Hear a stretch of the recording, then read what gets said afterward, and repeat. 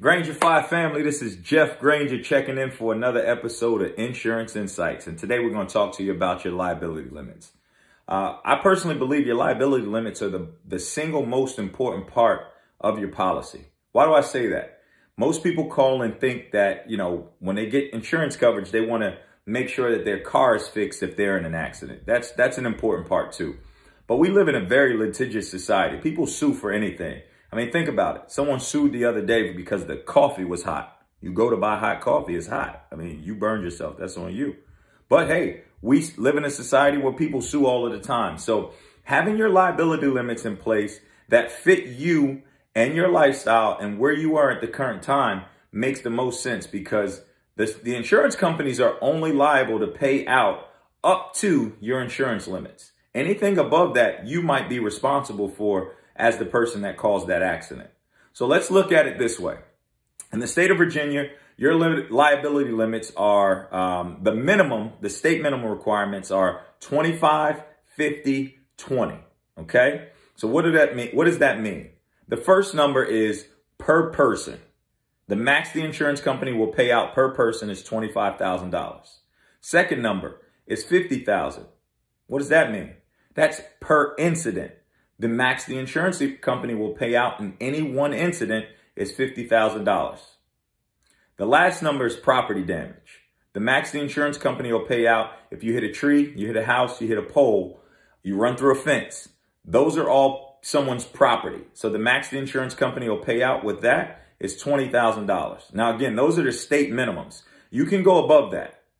And if you do go above that, that's okay. Sometimes if you do go above the state minimum requirements, you actually get a discount from the insurance company for carrying higher liability limits. So when you look at it, please make sure you understand your policy and what those liability limits mean to you. Why do I keep saying what they mean to you? Well, if you own a home that has equity, you have a 401k account, and you live in a state where any of those assets can be a part of that claim, you might have those assets, if you don't have the high enough insurance liability limits, be part of a lawsuit where you have to pay out from either the equity in your home, your 401k account, and you just don't want that. And as your insurance agent, that's why we ask at times, do you own a home? Where do you work? Some of those pieces of information to kind of get a gauge of where you are so that we can put the best policy in place for you. We don't know everything, so we have to ask questions when we first meet you. So we just wanted to give you that little nugget for today. Understanding your liability limits. Make sure you know what they are.